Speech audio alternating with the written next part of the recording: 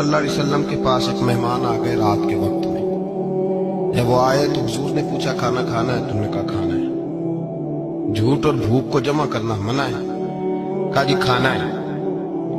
تو حضور صلی اللہ علیہ وسلم نے فرمایا ازواج مطہرات کے گھروں میں پتہ کرو کچھ ہے.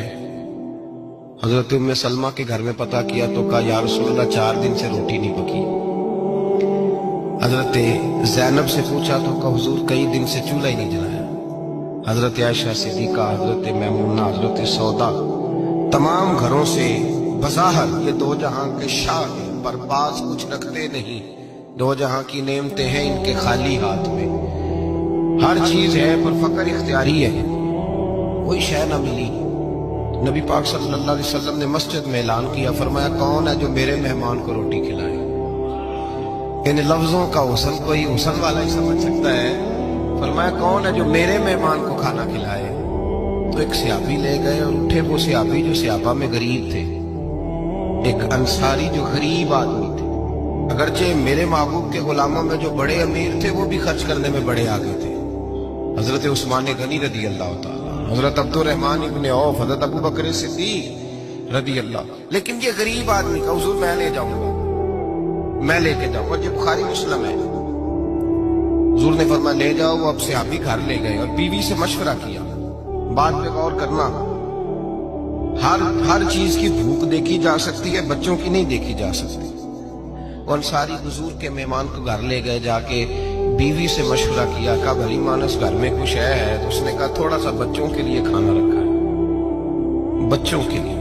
بچے تو بزدل کر دیتے ہیں، بچے تو آدمی کو بزدل کر دیتے ہیں، بچے تو مار دیتے ہیں، کلیجہ پھٹ جاتا ہے بچہ بھوکا ہو، نیند نہیں آتی. اب صحابی اپنی بیوی سے کیا کہتے ہیں؟ کہتے ہیں بچوں کو بہلا کے سلا دے. اور رسول اللہ کے لیے نہیں، رسول اللہ کے مہمان کے لیے. بھائی نبی پاک کے لیے نہیں، حضور کے. تجھ سے در در سے سگ اور سگ سے ہے مجھ کو نسبت. میری گردن میں بھی ہے دور کا پٹکا تیرا، تجھ سے در در سے سگ سگ سے ہے مجھ کو نسبت. لمبی بات ہے. بچوں کو سلا دو. بی بی نے بچوں کو سلا دیا تو میاں بیوی کا مشورہ ہوا کہ مہمان کے ساتھ بیٹھ کے روٹی کھانا بھی سنت ہے. تو اب مہمان کے ساتھ بیٹھ کے کھانا بھی ہے تو کھانا ہے 1-2 آدمی کا. اب خاوند اپنی بیوی کو تیار کرتا ہے کہ میں بھی کھانے میں بیٹھ جاؤں گا، تو بھی بیٹھ جانا. اور جب مہمان کھانے میں ہاتھ ڈال لے تو اٹھنا، کہنا وہ ہو دیا تو صحیح کیا ہی نہیں، ابھی بجھ جائے گا. اور جا کے دیا بجھا دینا. ہم ہاتھ ہلاتے رہیں گے، مہمان روٹی کھاتا رہے گا. اور یار اس درد کو، اس کیف کو سمجھو.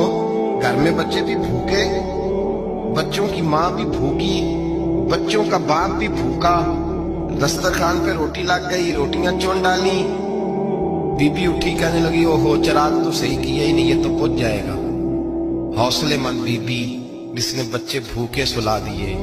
وہ بھوکے سوئے ہوئے بچوں کی بھوکی اماں اٹھی اور اپنے خامند کی تابے داری میں اٹھی. میں گڈی تے ہاتھ ڈور سجن دے، وہ جنج رکھے اونج رہنا ہے. اٹھی اور اس نے نہ دیا ٹھیک کرنے کے بہانے بجھا دیا. مہمان روٹی کھاتا رہا اور رسول اللہ کے نوکر قربانی دیتے رہے. وہ روٹی کھا کے سیر ہو کے بستر بچھایا تو سو گیا. یہ میاں بیوی ساری رات بچوں کی طرف دیکھتے رہے اور غور کرتے رہے اور راضی رہے کہ ہم نے حضور کا فریضہ نبھایا ہے. قربان جاؤں محبوب پہ بے خبر ہو جو غلاموں سے، وہ آقا کیا ہے. وہ صحابہ وہ اگر قربانیاں دیتے تھے تو جو اعزاز ملتا تھا وہ بھی بڑا شان والا ہے. صحابی کہتے ہیں میں فجر کی نماز پڑھنے مسجد آیا، پہلا قدم رکھا تو میرے کریم بولے.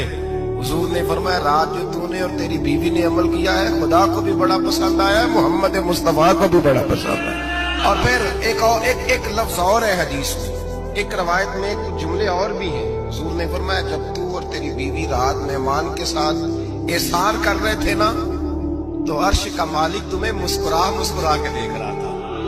رب تمہیں دیکھ کے مسکرا رہا تھا. رب تمہیں دیکھ کے مسکرا. تر دامنی پہ شیخ ہماری نہ جائیے، ہم دامن نہ چھوڑ دیں تو فرشتے وضو کریں. پر میں وہ مسکرا رہا تھا کہ میرے بندے میرے رسول کی رضا کے لیے کیا کر رہے ہیں.